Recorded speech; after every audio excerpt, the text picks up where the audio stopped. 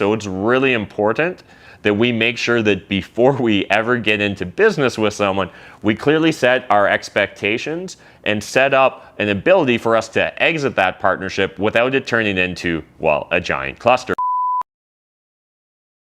What is up, YouTube? Matt McKeever here, and in today's video, we're going to be exploring joint venture agreements and partnerships, and more specifically, the underlying dispute resolution mechanisms or exit clauses involved in these JV or partnership agreements. When someone's thinking about getting into a joint venture or a partnership for the first time, it can be exciting, but it can also be very scary. And the reason it's often scary for newer investors is what happens if things don't work out? What happens if things don't go according to plan? What happens if you and your partner are not seeing eye to eye? Well, this is exactly where dispute resolution mechanisms come into play.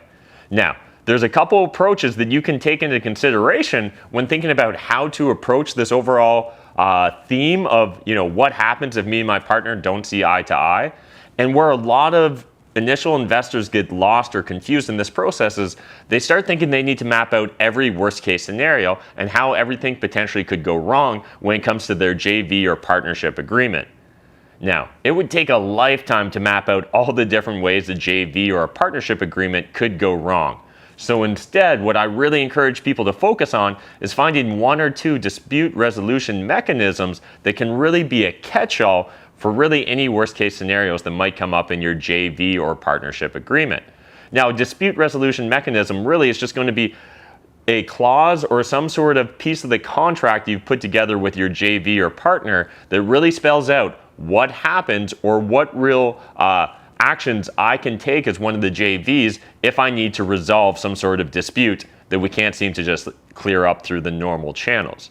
The most common dispute resolution mechanism you're going to see amongst real estate and JV partners is going to be what's called the shotgun clause. And now the reason the shotgun clause is so popular is due to its simplicity. Now, the name may be a little bit intimidating at first, but let's just kind of leave the nomenclature at the side for now and really focus on the underlying concept. So when we're looking at a typical shotgun mechanism, what we're really looking at is the offeror triggers the provision by concurrently making both an offer to buy the offeree's interest in the business venture and an offer to sell its own interest to the offeree.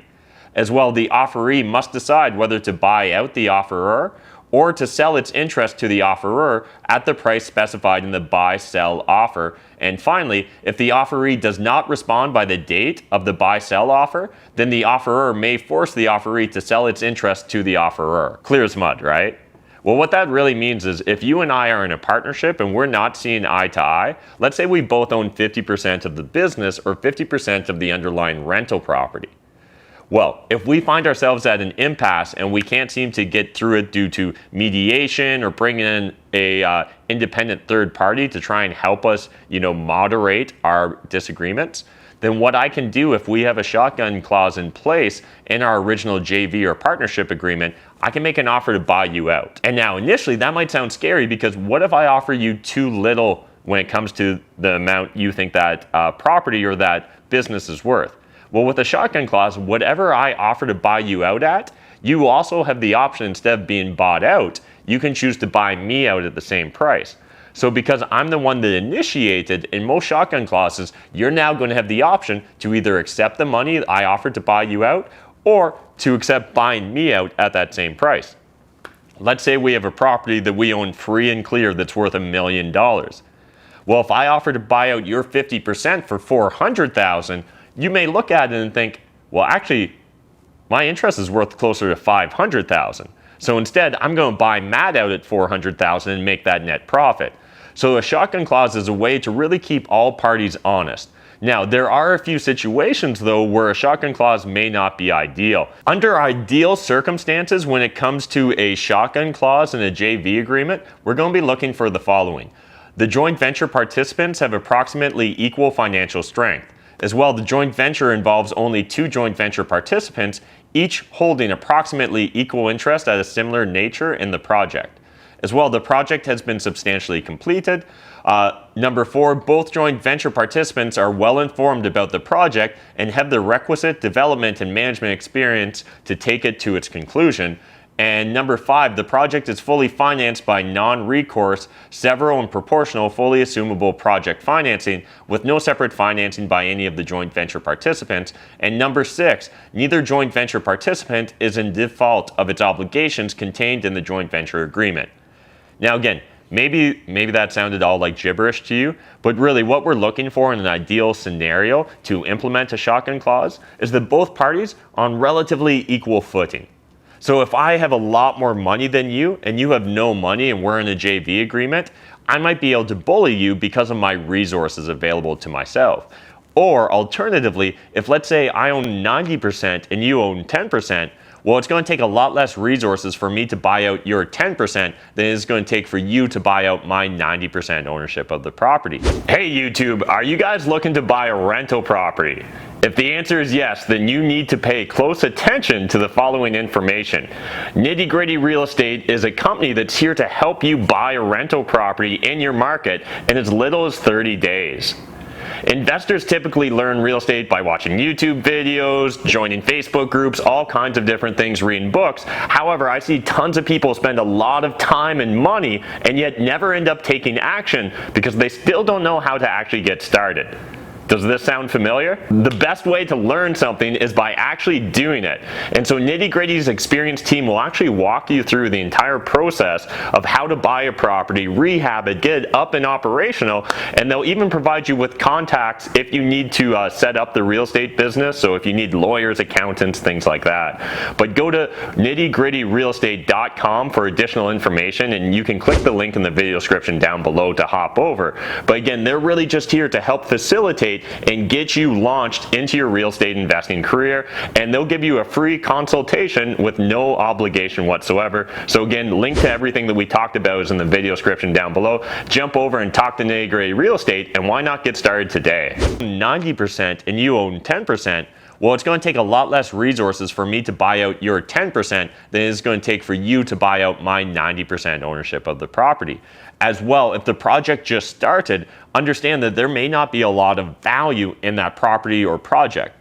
And in fact, depending upon where you're exactly at in the stage of progress towards finishing the project, it could actually be underwater. So sometimes when we're renovating a property, we first have to make it worse before it gets better. And if you find yourself at that inflection point and you're in a disagreement with your JV or your just partner on this project, it's going to be a real challenge for you in order to make sure that you're able to actually buy out the other partner. Because if we're at a point of impasse where there's really no opportunity available and there's no underlying value in the assets, well, maybe neither of us want to buy each other out. And again, now we're kind of at an impasse. And what that really looks like then is one of us willing to absorb or accept the responsibility of taking on the whole project.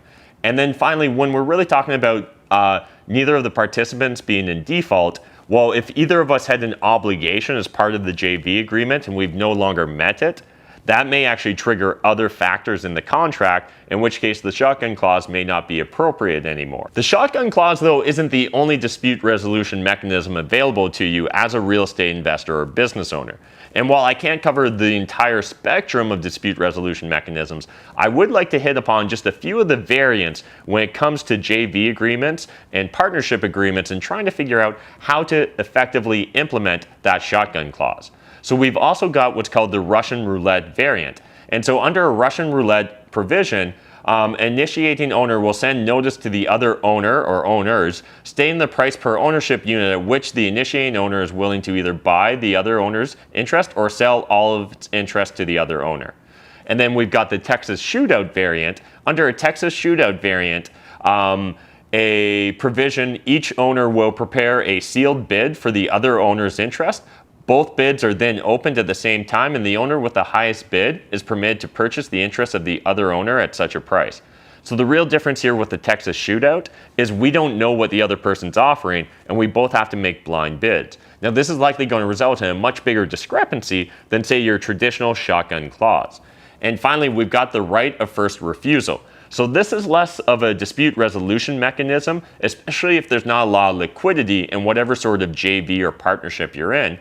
But in essence, this type of provision is used when the parties want to allow each other flexibility to seek out third-party purchasers while still providing an option for the non-selling owner to acquire the selling owner's interest on equal or better terms than the selling owner would receive from a third-party purchaser. However, rights of first refusal are not as useful for resolving issues of deadlock or forcing separation. So in essence, what this first right of refusal means is, let's say we're really not seeing eye to eye, or maybe I just need to get out of the partnership. I can go seek a third party to buy my interest, but before I can actually sell to that third party on the same terms and pricing, I have to first give you, my JV partner, the option to buy me out. So kind of think of this as maybe a watered down shotgun clause. And now there's nothing stopping you from creating a hybrid or really creating a Frankenstein when it comes to these different dispute resolution mechanisms. The real key here is that you understand what your intentions and your partner's intentions are before ever getting into a JV agreement, and that you clearly outline roles and responsibilities, as well as what sort of recourse do we have if things don't go according to plan. And a failure to plan is a plan for failure in this case, so it's really important that we make sure that before we ever get into business with someone, we clearly set our expectations and set up an ability for us to exit that partnership without it turning into, well, a giant clusterfuck. As we wrap up this concept, it's really important that you understand a dispute resolution mechanism is just a simple way for you to cover a lot of the what ifs when it comes to investing and getting into a partnership or a JV agreement.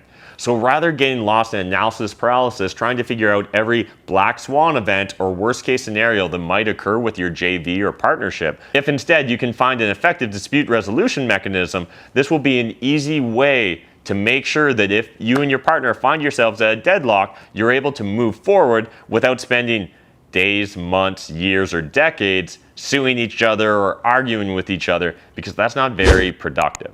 And really, as a real estate investor, we're focused on finding investment vehicles that are productive towards overall achieving our goals as an investor, not into getting into pissing matches with former partners. So again, I really encourage you guys, before ever getting into a partnership or a JV agreement, make sure you find a dispute resolution mechanism that works for all parties, and that way you're going to be setting yourselves up for success.